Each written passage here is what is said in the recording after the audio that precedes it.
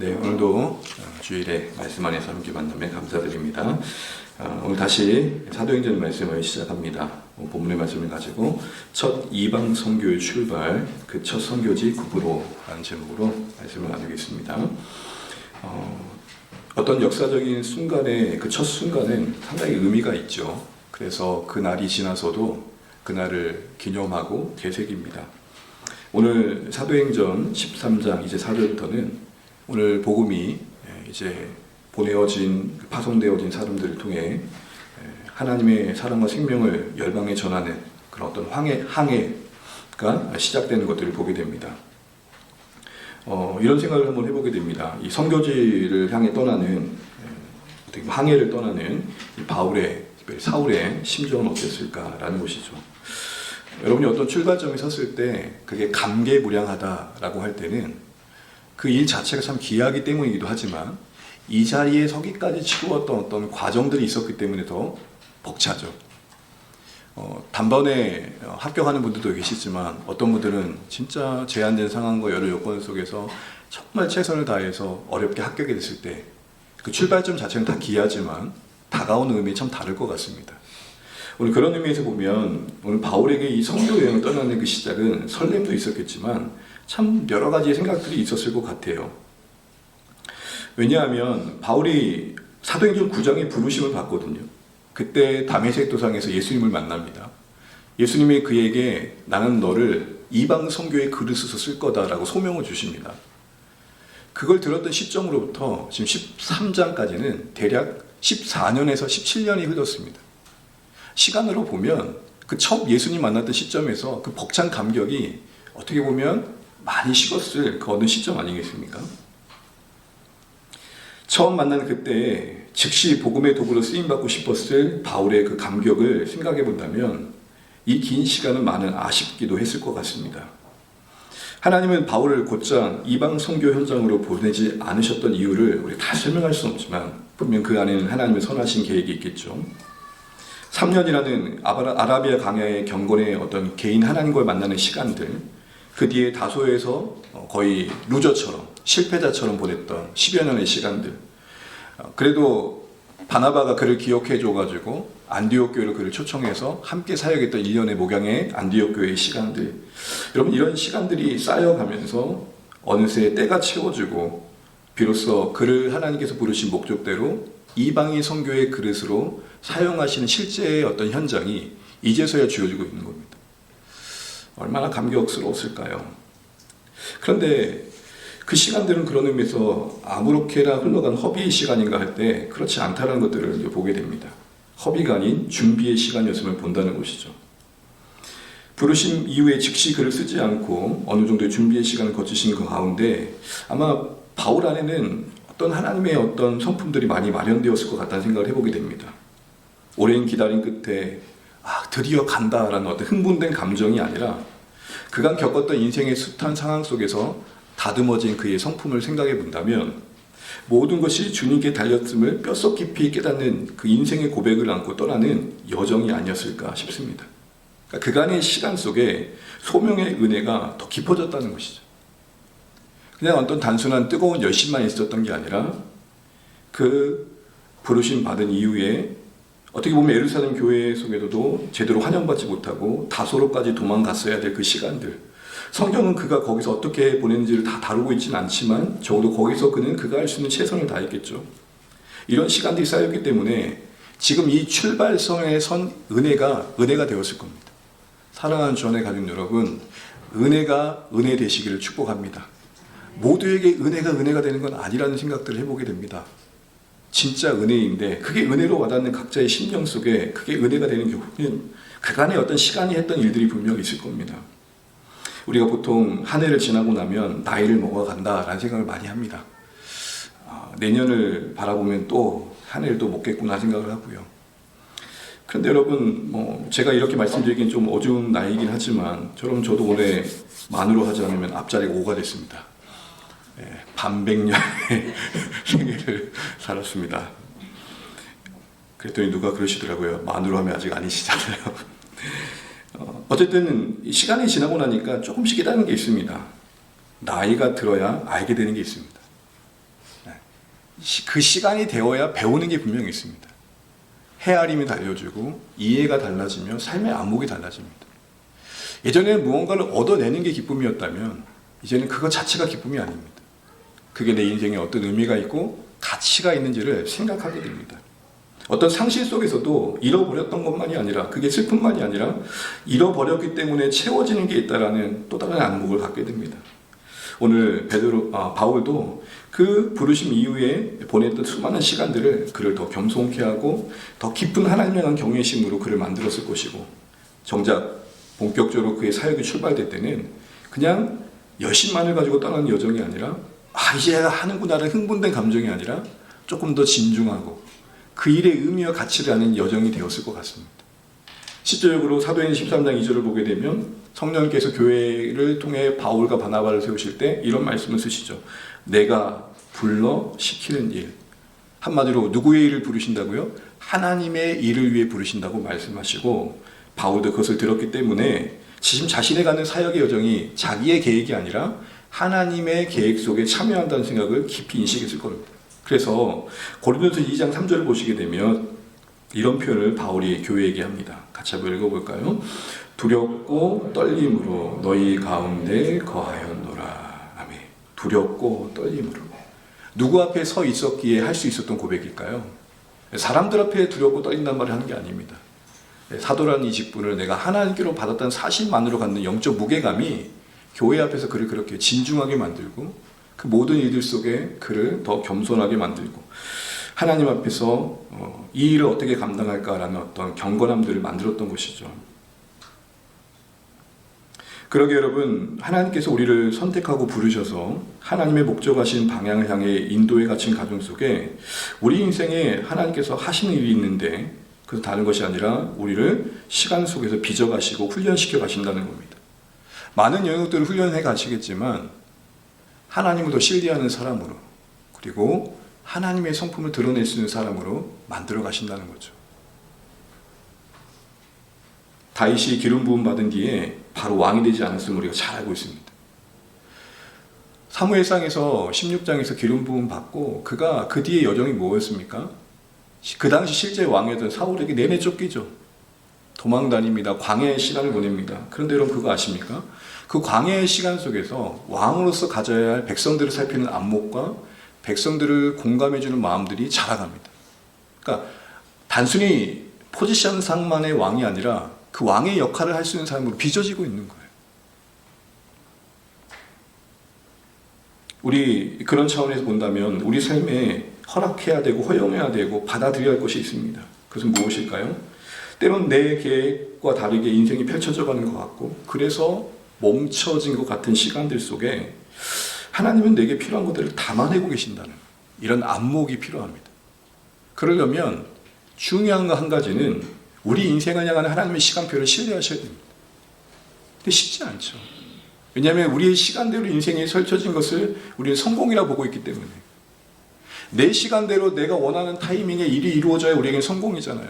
그런데 여러분, 하나님 우리를 성공으로 부르신 게 아니라 성실로 부르셨다는 것을 결코 잊으시면 안 됩니다. 나를 보내시고 내게 허락하신 그곳에서의 하나님 사람으로 살아내라고 주신 기회드림을 잊지 않으셔야 됩니다. 그런 인생으로 부름받은 측면에서 우리는 어떤 어긋남과 뜻대로 되지 않는 현실 속에 하나님 나를 지금 다듬어가고 계시구나, 나는 안목으로 볼 줄 알아야 되고, 이런 안목이 있다는 것은 이런 질문을 할 줄 아는 겁니다. 내가 이 시간들을 지나며 무엇을 배우고 있는가? 나는 이 시간들을 지나며 하나님과의 관계 속에서 무엇이 더 깊어지고 있는가? 나는 이 시간들을 지나며 어떻게 하나님 닮은 성품으로 빚어지고 있는가?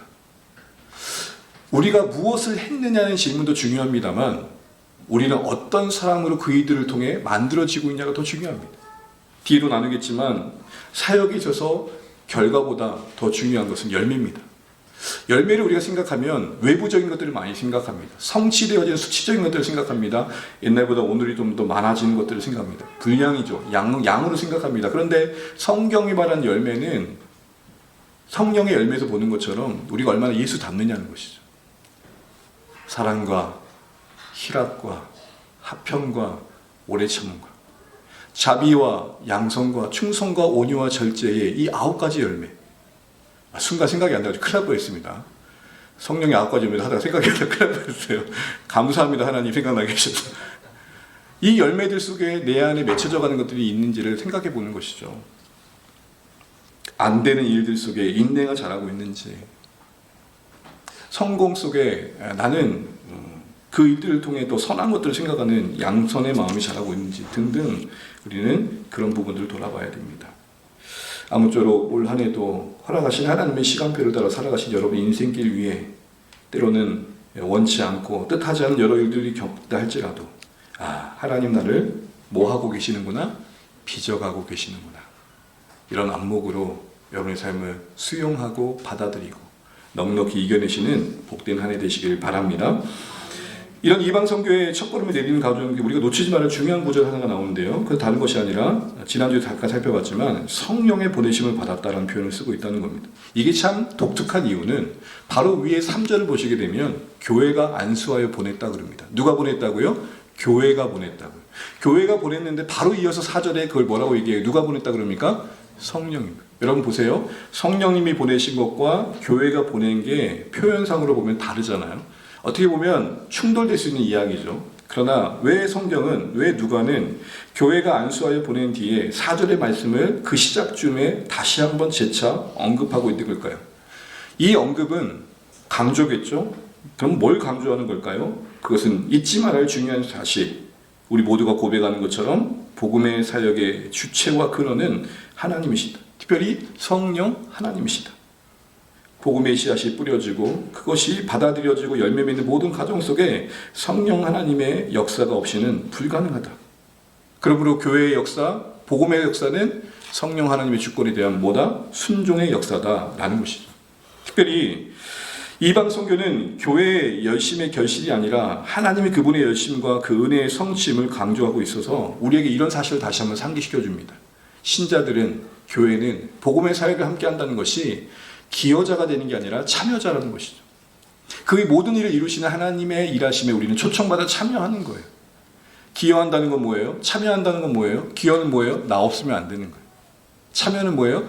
내가 없어도 되지만 그 영광스러운 자리에 하나님께 나를 함께 하도록 그 자리를 내어주셨다.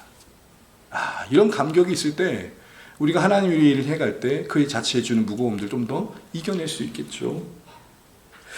그러게 여러분, 우리가 해야 될 가장 중요한 모습은 오늘 이 첫 걸음 이후에 펼쳐지는 성교의 현장을 우리가 함께 보면서 가장 중요한 두 가지를 생각해 보게 됩니다. 그건 뭘까요? 순종하는 것이고, 그러기 위해서 의뢰하고 경청하는 겁니다. 전 이걸 단어를 이렇게 한번 바꿔봤습니다. 동행하는 것이며 준행하는 것입니다. 간혹 우리가 하나님과 동행한다는 것을 당연히 그냥 간접적으로만 생각할 때가 많습니다. 그러나 진짜 동행은 준행으로 이어지셔야 돼요. 롤 모델이 2절, 3절의 안디옥 교회 아닙니까? 지난주에 봤던 것처럼 안디옥 교회의 금식의 두 가지는 어떤 의미가 있었습니까? 금식하는데 기도하기 위해 금식이 있었죠. 기도하는데 더 집중하기 위해서 금식이 있었습니다.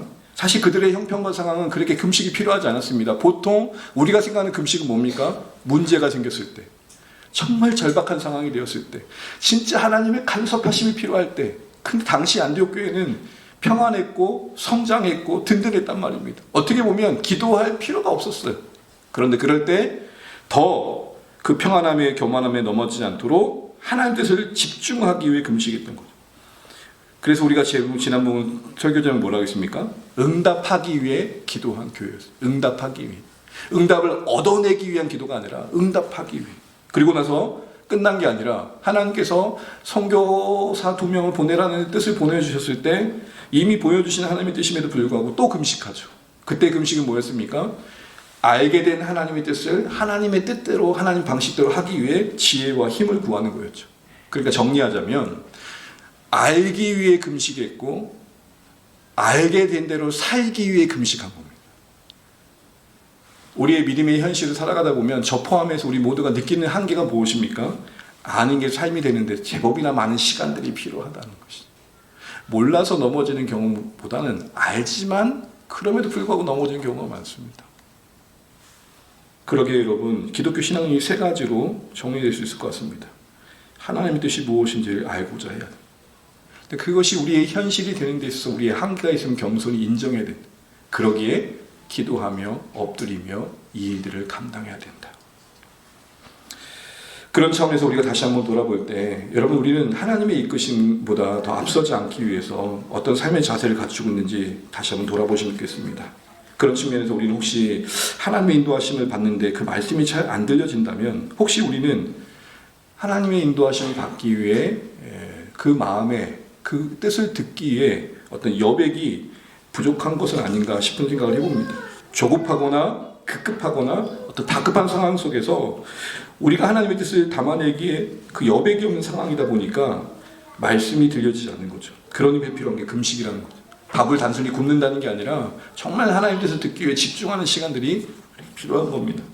시간적으로 얼마냐는 문제는 각자가 다르겠지만 적어도 여러분 하루를 시작하면서 잠시라도 하나님, 오늘 하늘이 하나님 주신 선물과 같은 하루인데 어찌 보내야 될까요? 오늘 만나는 만남 속에 또 반복된 일을 하겠지만 그곳에서 하나님을 의식함을 살게 해주십시오. 이런 시작이 있는, 이런 들음이 있는, 이런 여백이 있는 그런 삶을 살 때 하나님 곁에 우리의 하루하루는 결국 그렇게 쌓여가면서 하나님 뜻을 이루는 생애가 되지 않겠습니까? 하나님 뜻대로 살고 싶다라는 그 평생의 고백은 그 하루를 어떻게 시작하느냐로 하나님 앞에서 쌓여가는 것입니다. 그런 의미를 알고 다시 한번 우리 돌아보실 때 나는 이렇게 하나님 뜻에 반응하기 위해서 그 뜻을 알기 위해서 여백이 있는가, 온갖 복잡한 생각들 속에 하나님 뜻을 담아내기에 그 여백조차 없는 나의 삶은 아닌가 돌아보시면 좋겠습니다. 이어진 내용을 보게 되면 이제 두 사람이 파송을 받아서 실루기에 내려가서 배 타고 구부로에 갔다는 구절이 이어지고 있습니다. 실루기아라는 곳을 우리가 조금 생각해 볼 필요가 있는데요. 지도를 보여주시게 되면 이제 안디옥에서 실루기아가 가장 가까운 항구입니다. 바꿔 말하면 실루기아로 진입하려면 안디옥으로 진입하려면 실루기아를 지나가야 돼요. 안디옥은 로마의 3대 도시 중에 하나입니다. 로마로 보면 아주 중요한 도시이고 전략적인 위치에 있고 아주 중요한 가치가 있는 도시입니다. 그런 만큼 그 항구는 그만큼의 어떻게 보면 외형을 갖고 있었겠죠. 그래서 로마의 최고의 항구들 중에 하나였고 그만큼 로마 제국에서 관리하고 있는 황제의 항구였습니다. 다시 말해서 실루기아의 항구는 위용이 있고 명성이 있었습니다. 수많은 사람들이 이곳에 와서 자신들만의 어떤 부와 성공을 꿈꾸며 이 항구에 와서 배를 띄우기도 했을 겁니다. 한마디로 실루기아는 당시 사람들의 성공의 무대였던 것이죠. 그런데 여러분, 오늘 본문을 보게 되면 그 화려한 뭔가 위험이 있는 그런 항구에 배를 띄우는 두 사람이 있는데 그들은 그들의 화려한 실루기아와 별로 어울리지 않는 모습을 보여줍니다. 여러분, 특별히 바울을 보게 되면 전승에 의하면 여러분 바울이 그렇게 잘생기지 않았던 것 같습니다. 키도 그렇게 크지 않았고 외형도 볼품이 없었던 것 같습니다. 그 볼품없는 외형의 소유자 얼마나 더 초라해 보이겠습니까? 특별히 여러분 고린도후서 10장 10절을 보게 되면 당시에 교회가 바울을 만날 때 어떤 느낌이었는지를 짐작할 수 있는 구절이 나옵니다. 우리 고린도후서 10장 10절 한번 보겠습니다. 그들의 말이 그의 편지들은 무게가 있고 힘이 있으나 그가 몸으로 대할 때는 약하고 그 말도 시원하지 않다 하니. 중간에 보시게 되면 몸으로 대할 때는 뭐 하고요? 약하고. 이게 무슨 말일까요?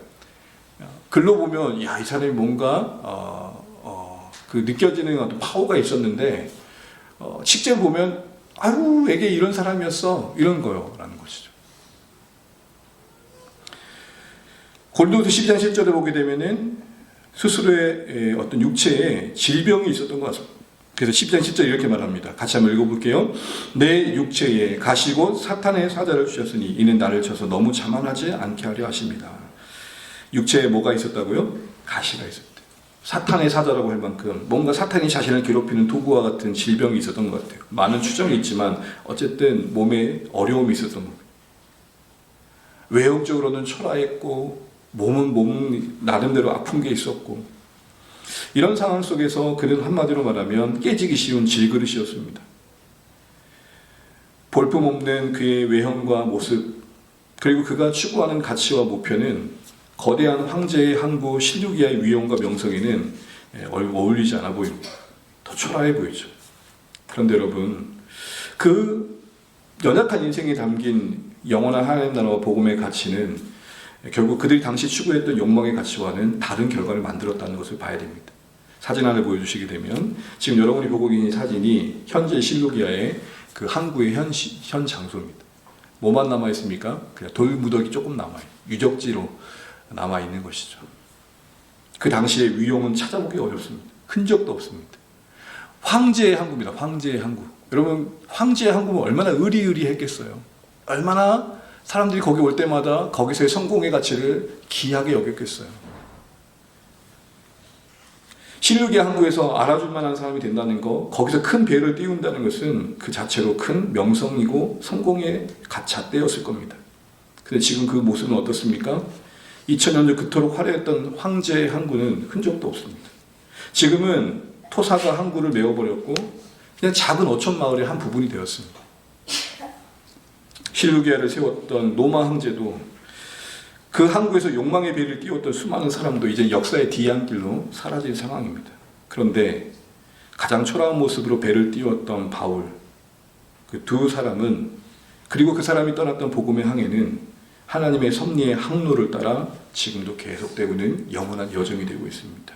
사랑하는 주안의 가족 여러분, 배를 타는 이 두 사람의 첫 걸음에서 우리는 이런 생각을 하게 됩니다. 나는 이 세상의 바다에 나의 인생의 비를 때울 때 어떤 항로를 따라 띄우고 있는가? 어디를 향해 그 배를 띄우는 자인가? 출항을 한다면 나는 무엇을 위해 배를 띄우는 사람인가를 돌아보고, 나는 어떤 항로를 따라 항해야 하는 배인가를 우리 인생을 돌아보는 말씀이 되어야 될 것 같습니다. 다시 말해, 현재 나는 누가 내 배의 키를 잡고 있고 누가 나의 항로를 인도해 가냐는 것이죠. 2026년에 이 한 해의 바다에 우리의 배를 띄울 때 우리는 어떤 항로를 따라 배를 띄우고 싶어 하는지 돌아보는 도전의 말씀이 되는 것 같고, 그런 측면에서 실루기아의 이전과 오늘을 반면교사 삼으시면 좋겠습니다. 그때 그렇게 화려했고 모두의 마음을 사로잡았고 모두에게 성공이라 바라봤던 그 가치가 지금은 작은 어촌 마을의 한 부분이 되었고, 이제는 흔적을 찾아보다 찾아볼 수 없는 유적지가 되었다는 것, 이 사실을 다시 한번 기억하면서 오늘의 이 말씀이 우리의 인생의 목표를 점검하는 복된 말씀 되시기를 간절히 축복합니다. 망망한 세상의 바다 위에 우리 인생의 배를 허무한 욕망이 아닌 영원한 소망이 이끄는 그런 항로를 선택해가는 그런 인생이 되셨으면 좋겠습니다. 세상의 논리가 여전히 판치고 그 성공의 잣대가 우리를 말하고 있는 이 시대에 어쩌면 오늘 우리는 여전히 실루기아에 있습니다. 근데 우리는 기억해야 되겠습니다. 화려해 보였던 그 끝이 결국에는 패망한 왕궁의 흔적처럼 폐허와 허무뿐이었다는 것. 우리가 하나님 앞에 섰을 때 어떤 항해를 한 인생으로 살았냐를 평가받을 때 우리의 삶이 하나님 앞에 인정받을 수 있는 그런 항해를 떠나시면 좋겠습니다. 여러분의 인생의 배사공이 주님이 되어주셔서 올 한 해 여러분의 항해가 그렇게 하나님 기쁘시게 하는 여정 되시기를 간절히 축복합니다. 마지막으로 이제 배를 타고 구브로에 간 모습을 보겠습니다. 여러분, 오늘 본문을 질문하면서 이 질문을 우리는 꼭 해봐야 됩니다. 그 많은 지역 중에 왜 하필 구브로였을까? 여러분, 왜 구브로였을 것 같으세요? 그런 질문을 하지 마십시오. 성경에 기록된 그대로 믿음 대신. 왜 구브로였을까요? 여러 가지 이야기를 할 수 있겠지만 일단 분명한 것은 성경이 명확한 이유를 말하고 있지는 않습니다. 그런데 정황상 우리가 좀 설명할 수 있는 것들이 있습니다. 그것은 무엇이냐면, 그 당시의 교회 입장에서는 그 구브로의 행성지를 구브로 정하는 것이 그들의 상황과 배경, 현실을 고려한 상식적인 결정이었다는 겁니다. 다시요. 정황을 보게 되면 구브로로 정한 것이 그들의 현재 그 당시의 상황과 배경에서 보자면 상식적인 결정이었다는 겁니다. 그렇게 볼 수 있는 것은 당시 선교에 있던 그 첫 걸음의 주도권은 아직까지는 바나바가 지고 있었습니다. 바나바가 대표 리더였다는 것이죠. 그러다 보면 어떤 결정을 할 때 어떤 영향력을 분명히 끼쳤을 겁니다. 바나바의 고향이 어디입니까? 구브로입니다. 자연스럽게 구브로를 먼저 생각했겠죠. 만약에 사울이 지도했다면 어디로 먼저 갔을 것 같으세요? 다소로 갔겠죠. 그의 고향인. 여러분, 우리가 지난해 말레이시아로 갔습니다. 왜 말레이시아로 갔을까요? 왜 첫 선교지로 말레이시아로 갔을까요? 왜 남극 북극 안 가고, 저 남아메리카, 저기 남미 이런 데 안 가고 왜 말레이시아로 갔을까요? 예? 우리가 후원하고 있고 알고 있는 이재용 선교사님. 여러분, 이거 상식 아닙니까? 제가 갑자기 기도하다가, 성도 여러분, 첫 선교 우리 작년의 기준으로 하나님께서 저에게 북극을 가라고 하십니다. 여러분 가시죠 라고 하는 것과, 우리가 후원하고 선교사님 중에 한 분 그 선교지에 우리 여건에 맞춰 갈 수 있는 곳을 찾아서 가자는 것과, 여러분 뭐가 더 믿음으로 와닿으세요? 둘 다 믿음이다. 이런 생각을 해보면 오늘 안디옥 교회 입장에서 그 지도력을 발휘했던 그들의 논의 속에 구브로는 아마 그들 상황 속에서 갈 만한 가능성이 있었던 곳이었을 겁니다. 특별히 이것도 한번 생각해 보시죠. 안디옥 교회를 세웠던 개척 멤버들의 주 멤버들이 다 어디서 왔습니까? 구브로에서 왔어요. 그러면 우리 조한의 교회 성도들이 대부분 다 고향이 통영에서 왔다. 첫 선교를 정할 때 어디로 가면 좋겠어요? 왜 통영 가고 싶어요? 아직 거기 주께로 돌아오지 않은 가족들이 있고 이웃들이 있고, 처음 간다라는 설렘도 있지만 불확실함도 있고, 뭔가 알 수 없는 여정을 간다라는 어떤 불안감들 때문에 그래도 익숙한 곳을 처음으로 가고자 하는 마음은 누구나 있을 겁니다. 특별히 구브로는 안디옥 교회에서 가장 가까운 곳이었고, 또 당시의 관점에서 보면 이런 표현을 썼습니다. 로마의 축약판이다. 궁극적으로 복음이 로마에 전해진다고 측면한다면 첫 선교에 선교지를 다 돌아보지 않고 미리 경험해보고 자신들이 어떻게 해야 될지를 판단할 수 있는 예행 연습과 같은 장소로서 구브로가 적합했다라는 거예요. 자, 이런 모든 것들을 가지고 판단할 때 이것은 상식적인 선택이었다는 것입니다. 이처럼 믿음이라는 게 우리 현실을 뛰어넘어 우리를 비상하게 합니다. 현실 속에 매여 있지 않고 그 현실 이상을 살아가도록 우리를 늘 격려합니다. 그러나 결코 성경은 우리의 신앙의 믿음을 비상식으로 몰아가진 않는단 말이에요. 성령께서는 그들이 자기의 수준과 상황에 올리는 행성지를 정할 때 그걸 허락하셨습니다. 만약에요, 이들의 구브로의 행위 하나님의 뜻에 합당하지 않는 믿음이었다고 본다면, 뒤에 보면 바울이 자꾸 아시아로 가려고 할 때 막으셨잖아요. 그리고 결국에는 마게도냐 한상을 보여주시고 유럽으로 그 땅을 향하게 하셨던 것처럼 막으셨을 겁니다. 근데 여러분, 본문에 성령이 막으셨습니까? 아니에요. 그러면 결국 교회가 자신들이 할 수 있는 상황 속에서 상식을 가지고 기도하며 결정했던 것들에 하나님이 지금 동행해주고 계시는 거예요.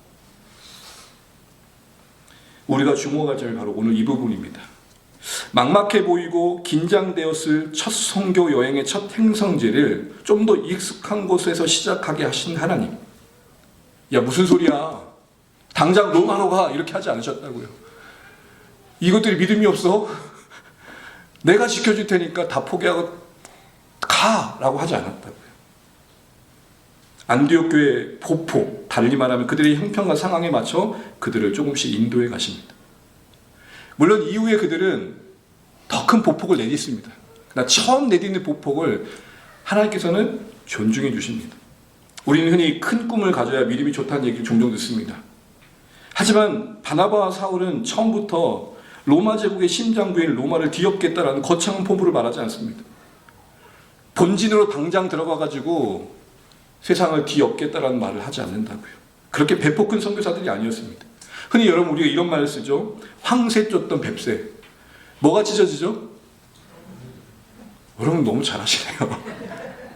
뱁새는 뱁새의 걸음으로 하나님 인도하시면 받는 겁니다.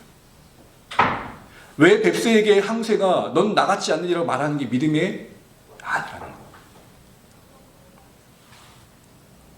무모하게 자신의 형편을 무시한 채 큰 꿈만을 쫓는 게 좋은 믿음이라고 가끔 우리가 오해할 때가 있습니다. 물론 여러분, 우리는 현실 이상을 기대하고 살아가야 됩니다. 그러나 무모함 그 자체가 믿음이라고 동일시하는 것은 좀 경계해야 됩니다. 기도하고 생각하고 고민하다가 내가 할 수 있는 영역과 상식선에서의 최선을 찾는 과정이 믿음의 여정일 수 있습니다. 즉흥적이고 충동적인 게 더 믿음 있어 보이기도 합니다. 여러분, 갑자기 하나님께서 저에게 이 목회 현장을 내려놓고 저 복음이 필요한 아프리카로 선교 가라고 하시는데, 여러분 다음 주부터는 저를 못 볼 것 같습니다. 여러분 용납하시겠습니까? 근데 더 멋있어 보이지 않습니까? 속지 않아야 됩니다. 분명 믿음에는 현실 이상의 무모해 보이는 부분이 있습니다. 그러나 무모한 그 자체가 믿음이라 보는 것은 또 다른 영역입니다. 거창한 성과, 남들이 하지 않는 일을 이루는 것만이 믿음이라고 생각합니다. 현재 내 상황 속에서 상식적이고 성실하게 하나님 도우심을 구하며 살아가는 하루하루 쌓여가는 것들을 믿음으로 보지 않을 때가 너무 많다는 것이죠. 근데 여러분, 우리는 기억해야 됩니다. 하나님은 우리가 현재 감당할 수 없는 보폭으로 우리를 가랭이 찍듯 걷기를 강요하신 분이 아니라는 거죠. 우리가 잘하길 바라십니다. 조금 걷는 것보다 더 걷기를 바라십니다. 걷는 것보다 뛰기를 바라십니다. 근데 지금 체력이 걷는 것조차 힘든 사람한테 무리하게 뛰게 하시는 하나님은 분명 아니라는 것이죠.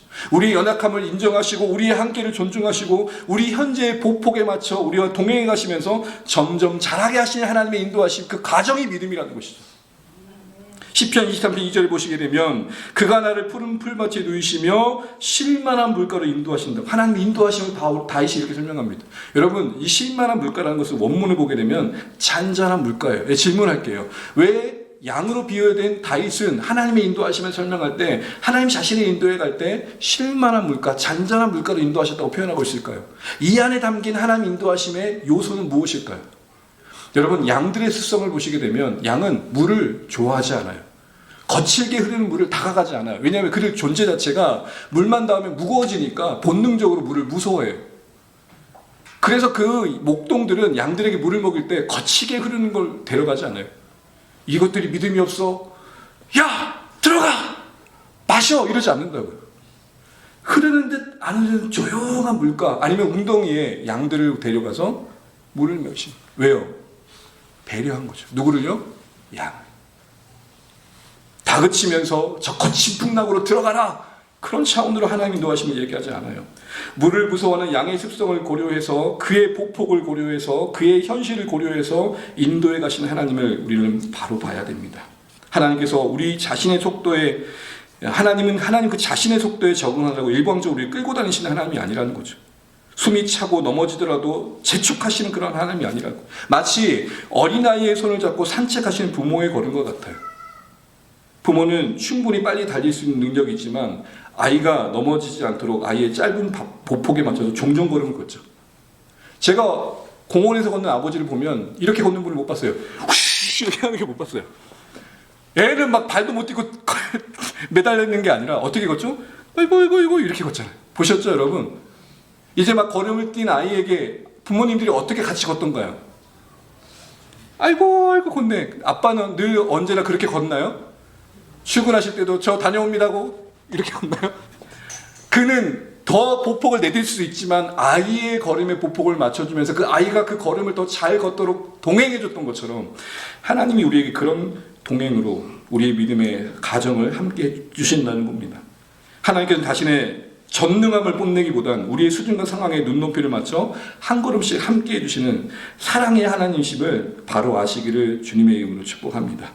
하나님께서는 겸손하게 우리가 할 수 있는 범위 안에 우리에게 적용하자면 주 안의 교회가 할 수 있는 수준과 상황을 고려해서 사역을 계획하고 헌신해 가는 과정을 믿음으로 보신다는 겁니다. 우리가 할 수 없는 것을 저 큰 교회를 따라한다고 하면서 우리도 저렇게 해봅시다, 이건 믿음이 아니라는 겁니다. 여러분, 그런 의미에서 저는 이렇게 말씀드리고 싶습니다. 믿음은 과장이나 부풀림이 아니라 과정입니다. 우리의 현실에서 거둘 수 있는 만큼의 최선을 걷기 위해서 노력하고 이 걸음을 더 걸을 수 있도록 은혜를 구하면서 하나하나씩 쌓여가는 시간들입니다. 혹시 우리가 감당할 수 있는 로마를 꿈꾸느라 하나님이 오늘 우리에게 가게 하시고 우리의 수준으로 갈 수 있는 구부로를 외면하고 있지 않는지, 우리의 믿음이라는 게 거창한 거, 그래도 남들이 들을 때 그럴만한 거, 쌈박한 거, 이런 것만 생각하고 오늘 내가 다가갈 수 있는 내 인생의 구부로를 외면하고 있지 않는지, 내 상식에서 내가 할 수 있는 헌신과 내가 할 수 있는 책임들을 우리는 시도조차 하고 있지 않는지 다시 한번 생각해보는 말씀이 됩니다. 왜 첫 성교지의 첫 행성지로 구부로를 하셨을까요? 하나님의 바울과 바나바를 향한 배려였습니다. 설렘도 있지만 긴장도 있었을 겁니다. 이 엄청난 여정을 우리가 잘 할 수 있을까 할 때 구브로는 그들의 상식에서 할 수 있는 최선의 거리였고 그들의 믿음을 훈련할 수 있는 적합한 장소였습니다. 아예 쌩 모르는 곳이 아니라 그래도 바나바의 고향이고 그래도 안디옥 교회 성도들이 그곳의 출신이니까 그곳에서의 사람들이 아는 사람들로 가면서 관계 속에서 사역을 해갈 수 있었겠죠. 이런 모든 상식적인 요소들이 존중되고 있다는 것을 우리는 다시 한번 기억해야 될 것 같습니다.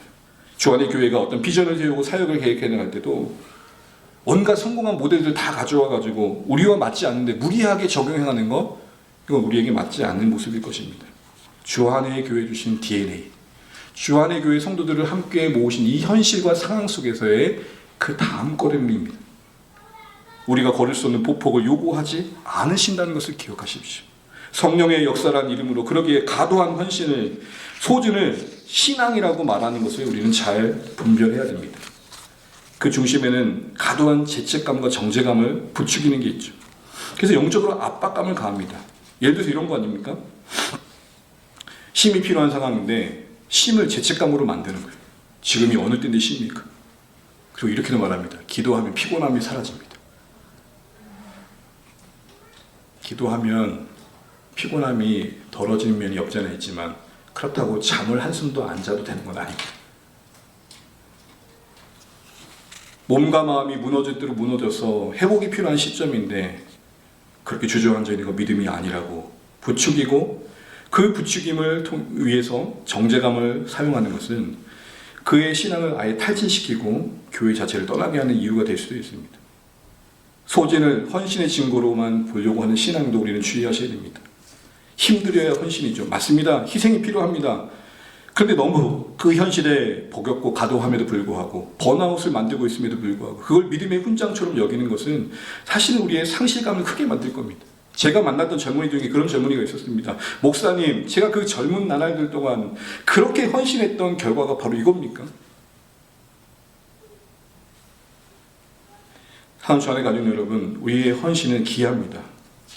근데 그 헌신이 때론 우리가 지나친 인간적인 열심과 혼돈되어서 하나님의 은혜 안에서 감당되기보다는 무리한 정죄와 율법 속에서 우리를 아사시키는, 소진시키는 방향으로 갈 수 있다는 것을 아셔야 됩니다.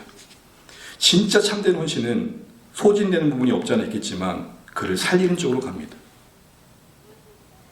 그런 의미에서 우리는 다시 한번 우리의 보폭을 존중하시고 그 가운데서 믿음의 일들을 만들어 가시는 하나님의 일하심들을 바로 알아야겠습니다. 서로의 형편과 때론 건강과 가정의 경제적인 상황들을 우리 서로 고려하면서 배려하면서 거기서의 최선의 걸음을 하나씩 만들어 가는 게 믿음임을 잊지 않아야겠습니다. 만약에 사역자인 제가 연약함과 그 모든 것들을 다 배려하지 않고 믿음이면 다 할 수 있습니다. 여러분, 믿음이면 건강 아픈 거 그 문제되지 않습니다. 믿음이면 돈도 주시고요. 하나님 우리 일을 하는데 돈 안 주시겠습니까? 이런 식으로 여러분을 매주 몰아가고 여러분을 헌신해야 됩니다. 소진시킨다면 우리 공동체는 어느 정도 클 수 있을 겁니다. 여러분, 사람들이 희한하죠. 자꾸 쪼면 움직일까요? 안 움직일까요? 그러니까 쪼란 말이죠. 움직여요. 다음 질문. 그럼 그게 그 자신을 살릴까요? 죽일까요? 그 각자가 하나님 앞에서 고민할 부분이에요.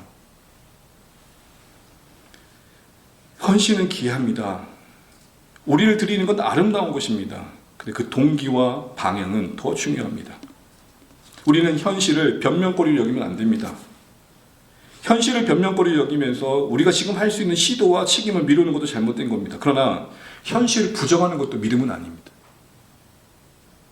어쩌면 저는 이렇게 말하고 싶습니다. 현실을 부정하는 게 믿음이 아니라 현실을 통과해내고 살아내는 게 믿음입니다. 우리가 십자가를 진다는 것은 무리한 헌신을 한다는 게 아닙니다. 여러분, 십자가를 진다는 것은 내 죄성을 죽인다는 겁니다. 헌신을 이야기하면서 십자가를 얘기할 때가 많습니다. 십자가의 본질은 뭐냐? 내 죄가 죽는 거예요. 온갖 사역의 짐을 짊어지면서 십자가 지라고 말하는 건 십자가의 본질과 다른 겁니다. 십자가는 내 존재가 소진되는 게 아니라 내 안에 죽어야 할 존성이 죽어서 새롭게 거듭나는 겁니다. 그 십자가를 지면 지을수록 나는 이전과 다른 모습으로 새로워지는 것이죠. 나를 부수는 게 아니라 나를 살려 누군가를 또 다시 살리는 삶으로 살아가게 하는 것입니다. 사랑하는 주안의 가족 여러분, 그러기에 여러분, 우리는 어쩌면 이 구브로의 익숙한 곳을 향한 이 첫 순교제의 첫 걸음을 보면서 오늘 우리의 신앙의 현실을 다시 한번 좀 돌아보면 좋겠습니다. 혹시 우리는 내 보폭은 현실적으로 이거밖에 안 되는데 이거 이상을 걷기, 그 이상의 것들을 요구하는 데에 대한 내 스스로의 어떤 정제감 속에서 우리가 하나님과의 관계가 좀 더 멀어져 가고 있지 않는지 돌아보면 좋겠습니다. 또 반대로 내가 분명 이 정도 할 수 있는데 그거 안에서 머물고 있는 곳은 또 없는지를 돌아보시면 좋겠습니다. 순종이라는 것, 헌신이라는 것은 하나님과의 바른 관계 속에서 주시는 은혜에 힘입어서 그 은혜 안에서 그때그때 걸음을 내딛는 것입니다. 지속하는 것이고 일관됨을 지키는 것입니다. 그 가족 속에서 우리는 기억할 것이 있습니다. 앞서 말씀인 것처럼 사역의 결과와 성령의 열매를 분별하셔야 됩니다. 사역의 결과가 맺힌다고 성령의 열매도 맺히는 건 아닙니다. 성령의 열매는 뭡니까? 우리 안에 사랑이 풍성해지고 기쁨을 누리는 것이고 앞서 말씀인 것처럼 화평이 있고 온유가 있고 오래 참음이 있는 거죠. 내가 어떤 일을 이루었냐보단 그 일을 통해서 내가 얼마나 자라가고 있느냐라는 것입니다. 그러기에 성령의 역사는 나를 소진시키기보다는 나를 더 깊이 있게 만들고 넓게 만들어가는 것이죠. 나를 살리며 또 누군가를 살리게 하는 것입니다. 말씀을 정리하면서 왜 구부로가 첫 택선지인지 다시 한번 묵상할 때 우리의 보폭과 우리의 현실을 배려하시면서 동행해 가시며 그 다음을 갈 수 있도록 도와주시는 하나님의 인도하심임을 바르게 기억하시면 좋겠습니다. 우리의 보폭에 따라 걷기도 하시고 그만큼 알려주시고 보여주셔서 그 다음을 가게 하시는 하나님이심을 우리가 안다면 그 우리의 속도를 배려하시는 하나님의 인도하심 속에 우리는 자유함이 있고 누림이 있고 그 사랑 안에서의 평안함이 있으셔야 될 겁니다. 아이고 내가 이렇게 하다가 복 못 받으면 어떡해? 라는 불안감, 막연한 헌신에 대한 어떤 부담, 이런 게 아니라 지금 나를 아시고 내 형편을 아시고 내 상황을 아시는 하나님과의 진실한 관계 속에서 주시는 그 마음을 따라 그 다음 걸음을 걷는 거예요. 그러기에 믿음은 과장이 아니라 과정입니다. 하나님은 우리가 하루하루 간신히 살아갈 수 있는 인생임을 아십니다. 그러기에 큰 소리치며 온 세상을 다 바꿀 것처럼 헛북던 것을 원치 않으십니다. 우리에게 어울리지 않는 그런 말과 열정에 주님은 감동받지 않으신다고 저는 봅니다.